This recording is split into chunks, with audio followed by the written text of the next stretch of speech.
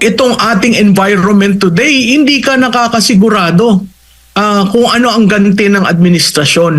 Nakita na natin yan. Yung pattern na yun, nakakabahala. Ito ang reaksyon ng political strategist si Professor Malu Tequia sa panayam ng SMN News kaugnay sa investigasyon ng Senado hinggil sa issue ng PIDEA leaks. Sa hearing, pilit na sinisira ang kredibilidad ng dating PIDEA agent na si Jonathan Morales na siyang tumipa at pumirma sa nag-leak na pre-operations report noong 2012 kung saan target sa operasyon si noong Senador at ngayon Pangulong Bongbong Marcos.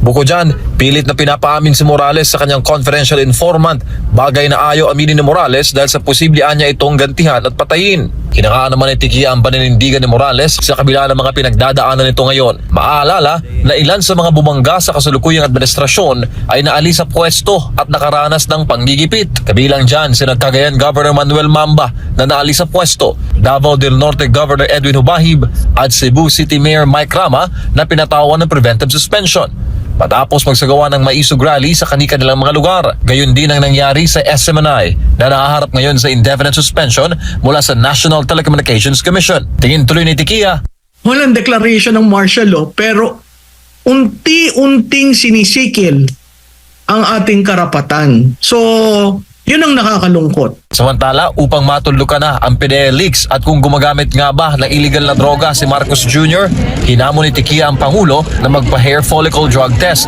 I think the President should be able to answer that once and for all.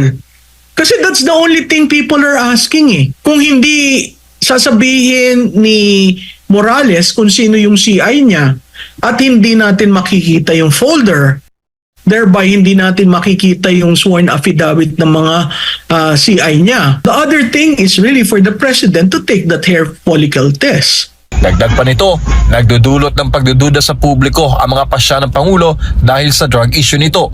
Yun ang doubt ng tao eh. Kasi kung ikay gumagamit pa ng cocaine, anong impact nun sa isang Pangulo? Yun eh. Yun yung namimiss.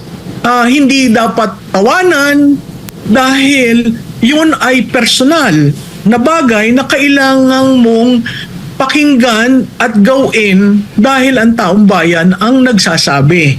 Sa huli, naniniwala ang veteranang si Tequia na hindi makakausad ang Pilipinas sa estado nito ngayon kung pilit na tatanggi ang Pangulo na harapin ang drug issue nito. Ayun.